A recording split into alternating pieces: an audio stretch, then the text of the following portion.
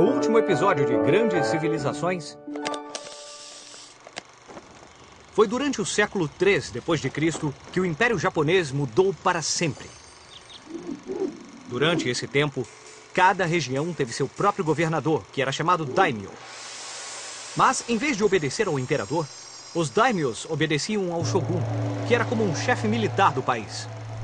Existia um grupo de guerreiros de elite, cujas habilidades com as espadas nunca tinham sido vistas antes. Com honra e habilidade, eles lutaram bravamente pelo shogun. Eles eram os samurais.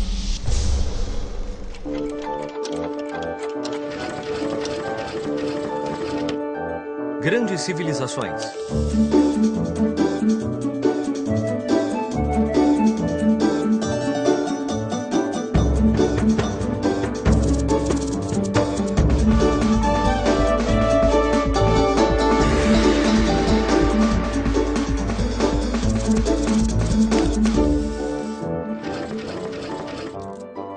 O Japão Antigo, segunda parte.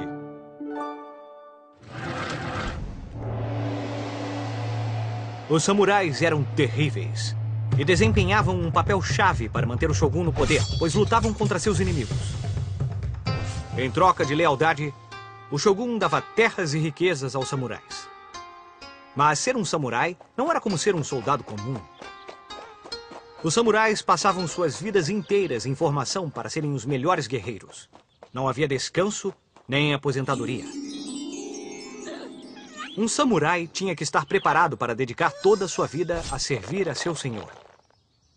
A coisa mais importante para um samurai era a sua honra.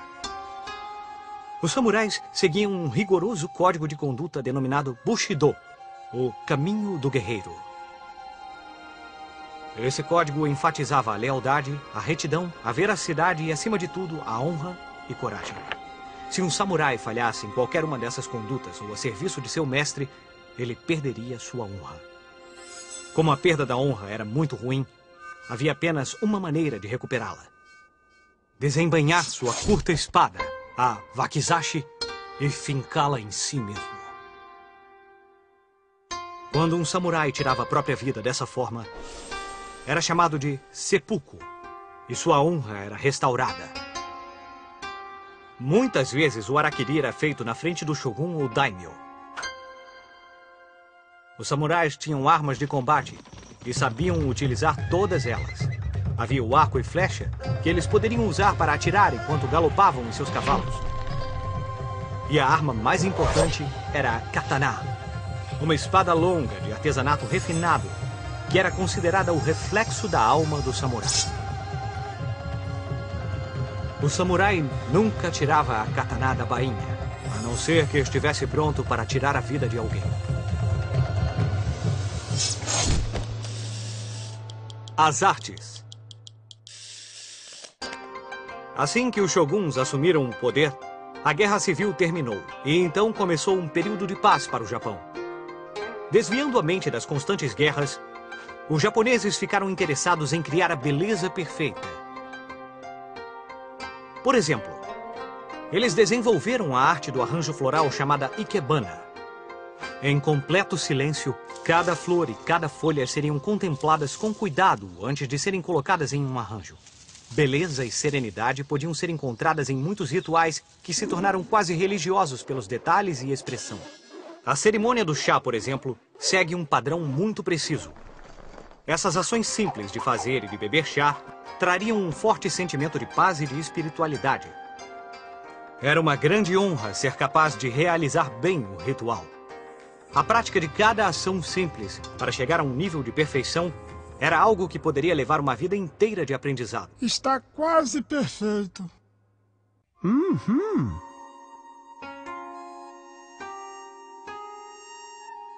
Outras formas de expressão artística podem ser encontradas no teatro, onde os atores japoneses criaram uma dança dramática que contava lendas, histórias e costumes. Isso ficou conhecido como teatro kabuki.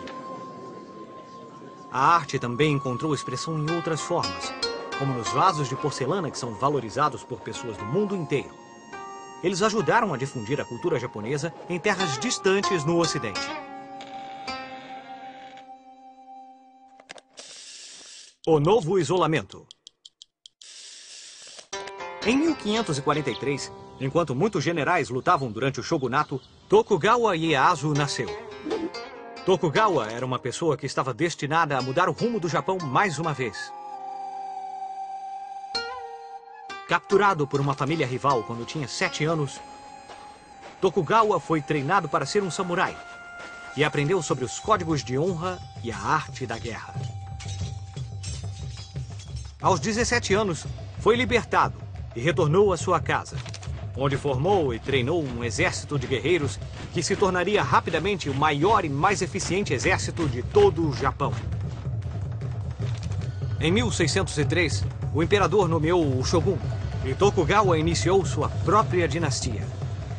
Querendo pôr fim a tantos anos de guerras civis, Tokugawa criou uma nova capital, convertendo a cidade de Edo em uma fortaleza gigante.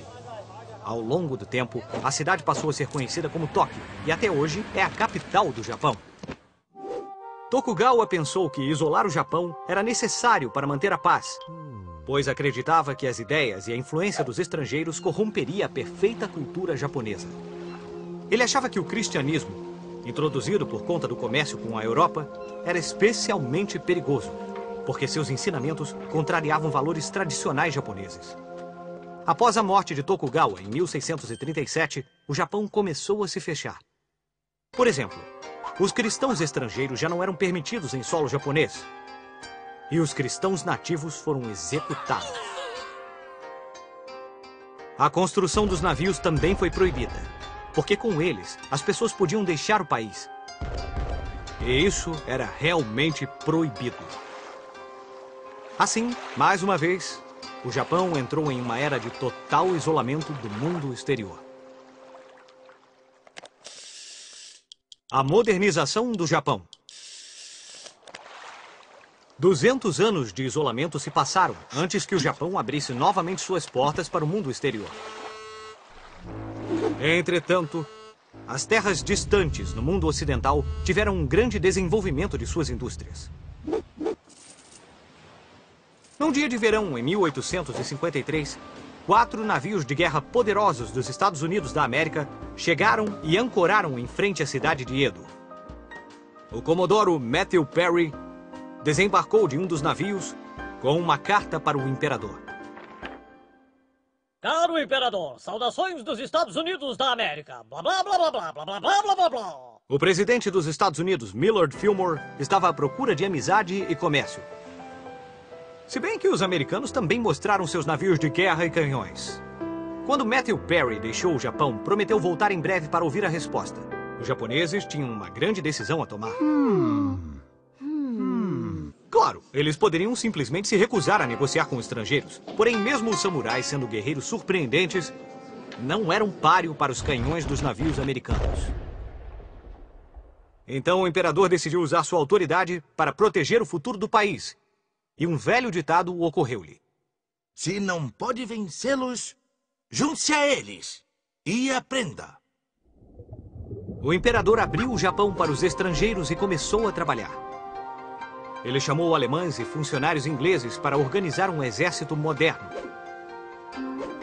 Em seguida, enviou estudantes japoneses à Europa para aprender sobre as ciências e as novas invenções que fizeram os ocidentais tão poderosos. Com sua tenacidade e orgulho, os japoneses transformaram o país numa grande potência industrial e militar que continua a liderar o mundo de hoje.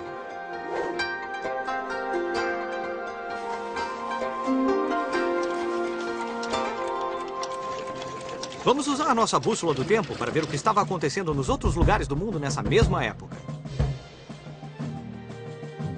O que estava acontecendo na Europa enquanto o Japão permaneceu isolado do resto do mundo? Os séculos 17 e 18 foram tempos muito turbulentos. Houve revoluções, reis foram derrubados, impérios venciam enquanto outros perdiam. Houve também avanços muito importantes feitos para melhorar a agricultura, a indústria e os transportes, que mudaram o mundo para sempre. Esse período foi a Revolução Industrial. Até 1760, muitos produtos ainda eram fabricados à mão em pequenas oficinas. Mas invenções como o motor a vapor permitiram a construção de modernas fábricas que usavam máquinas para fazer as coisas. Essas fábricas produziam lotes de produtos, que por sua vez aumentaram o comércio. Mas o Japão permaneceu isolado por 200 anos, enquanto o mundo estava se modernizando. Os japoneses ficaram isolados dos avanços tecnológicos e viveram exatamente como nos últimos 700 anos.